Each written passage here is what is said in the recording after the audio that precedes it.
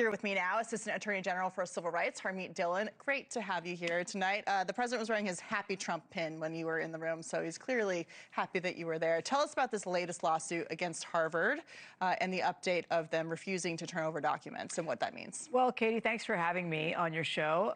So the Harvard saga dates back to the Students for Fair Admissions case, which was going on for many years. Harvard lost a lawsuit about its admissions policies and is now required to comply with federal law. But every school, institution of higher learning that gets any federal funding has a duty to give us their data when requested. And so we started this process back in May when I was sworn in April, and we asked for their data in April, and they asked for an extension, they asked for another extension, and so far all they've given us is 3,000 pages of documents that are publicly available, and they've blown numerous deadlines to give us their documents. Now, as the president mentioned, we've been in negotiations trying to reach a deal with Harvard to make sure that they're complying with the law and that the United States taxpayer is getting value for their money, but we haven't been able to do that. And so I'm sorry, we have to go forward with this litigation, and there may be more litigation. Can you give us a little bit of background on what Harvard was doing with their race-based admissions and why they were sued in the first place? So for years, Harvard has basically been suppressing the admission of white and Asian applicants at the expense of, or to benefit, Black, Hispanic, and other minority applicants. And that's illegal under federal law. And so equal educational opportunity is guaranteed by federal law, and Harvard has to comply with that. Now, we're also going after a number of other schools. I think I'm probably close to up to 100 investigations that we've had. We've reached deals with several institutions of higher learning, including Columbia, Northwestern, Cornell, Brown, and others, and $500 million worth of settlements have been reached so far. But UCLA is one that we're adverse to, and numerous others.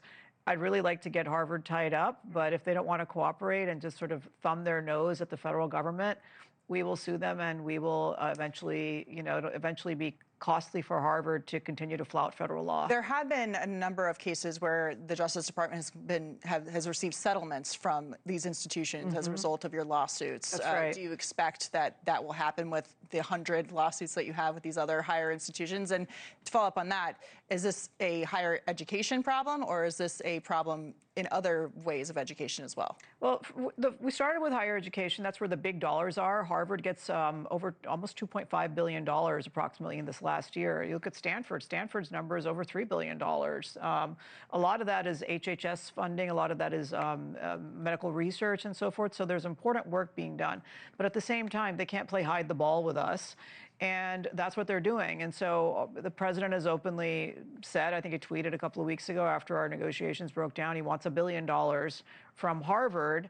And look, Columbia had a bad record on both anti-Semitism as well as discrimination in applications. And they corrected their behavior. They didn't sue us in the United States, so they got a good settlement. And, Harvard has the ability to do that or be in a war with the United States for the next several years. Yeah, it was interesting that they decided to fight on it, especially after Columbia had already made that decision not to do it. Switching gears back to Washington, today there was a big banner that was put up outside of the Department of Justice with President Trump's image on it. It's about America 250. Critics are fuming. What is this that we're seeing with the president's face, and should people be upset? Well, look, there's similar banners outside other big government buildings just a few blocks away. I pass the Department of Labor every day on my way to driving into work, and they've had their banner up for a while, also regarding the 250th anniversary. And the president actually was kind of joking about that at the Black History Month celebration yesterday, which I attended, and he was talking about the fact that he didn't win. He didn't, get sworn in as a president in 2020 after the 2020 election, but that meant he could be here for this. So it's kind of a prize, really, in a way, that he gets to be presiding over this historic anniversary of our country. And I remember being a small child, a young immigrant, and we were celebrating the 200th when I was living in rural North Carolina. And now I get to be in D.C. for the 250th. We're all very excited about it, and so I think it's great to remind people, and we're all proud of our country. And this is how many civilizations have had a continuous government for 250 years? Very few. It's quite the accomplishment. This is a really amazing accomplishment. Yeah. I think all Americans should be proud. Yeah, I'm a daughter of the American Revolution, so it's a very special anniversary for me as well, and it's fun that we have that in common. We are proud of the country, and very proud. So very proud. I'm sure we'll see a lot more interesting banners across the city as we get closer to the festivities. Harmeet Dhillon, thank you so much for coming in tonight. Thank you for watching. Subscribe below and download our NewsNation app right now on your phone, and you will get fact-based, unbiased news for all Americans.